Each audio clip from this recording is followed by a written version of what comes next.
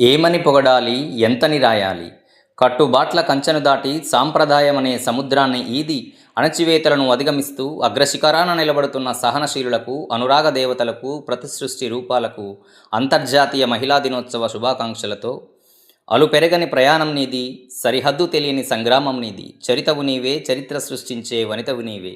ఆది బిందువు నువ్వే, ఆది పిలుపువు నువ్వే. పుణ్యభూమి, వేదభూమి, కర్మభూమి, పవిత్ర భూమి, మునులకు, ఋషులకు, మహర్షులకు, మరెందరో మహానుభావులకు జన్మనిచ్చిన ఈ మాతృభూమి ఒడిలో నేడు మహిళలు ఎలాంటి పరిస్థితులు ఎదుర్కొంటున్నారో ఒకసారి ఆలోచిద్దాం. సౌజన్యంలో, ఔదార్యంలో, పవిత్రతలో, ప్రశాంతతలో, అన్నింటినీ మించి ఆత్మావలోకనంలో, ఆధ్యాత్మికతలో ప్రపంచ మానవజాతికి స్త్రీ ఒక సద్గురు. నేడు ప్రపంచవ్యాప్తంగా ఆడపిల్లలు, మహిళలు హింస, వేధింపులు ఎదుర్కొంటున్నారు. మాటలతో వేధించడం, బాధించడం, తక్కువ చేసి మాట్లాడడం, ఎగతాళి చేయడం, శారీరకంగా, మానసికంగా వేధించడం మనమందరం గమనిస్తున్నాం. స్త్రీలు అనేక మంది ఏం జరిగినా చెప్పుకోకుండా 4 గోడల మధ్య జరిగే కుటుంబ వ్యవహారమని భావిస్తున్నారు. హింస లేని వాతావరణం ప్రతి స్త్రీ జన్మ హక్కు. స్త్రీల పట్ల వివక్షను తొలగించి స్త్రీ పురుష సమానత్వం ప్రాతిపదికన ప్రభుత్వం కూడా చర్యలు తీసుకోవాలి.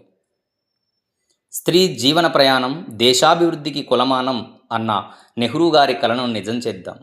హింస లేని వాతావరణం ప్రతి స్త్రీ జన్మ హక్కు. గుడికి వెళ్ళి దేవతామూర్తులను భక్తితో స్మరించే మనం, స్నానం చేసి మన ఇంట్లో ఉన్న దేవతలకు నమస్కరించే మనం, మన ఇంట్లో ఉన్న మహిళా దేవతలను మర్చిపోవద్దు. ప్రతి ఇల్లు ఒక దేవాలయం, ప్రతి మహిళా దైవ సమానం.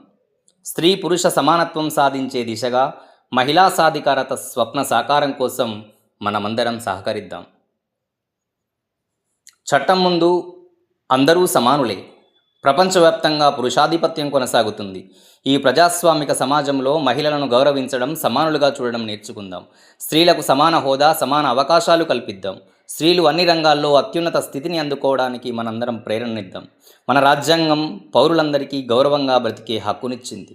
స్త్రీలు కూడా పౌరులే. వారిని తలెత్తుకొని గౌరవంగా బ్రతకనిద్దాం. ఆడదంటే ఆటబొమ్మ కాదు, నిన్ను నన్ను ఆడించే అమ్మ. నిన్ను 9 మాసాలు మోసేది అమ్మ.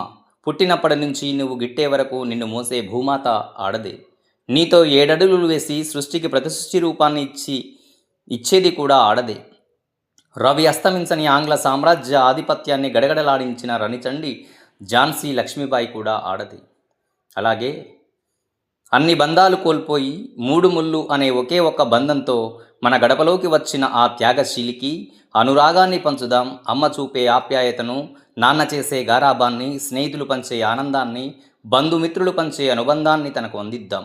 అన్నీ కోల్పోయి వచ్చిన తనకు మనందరి హృదయాల్లో చోటిద్దాం.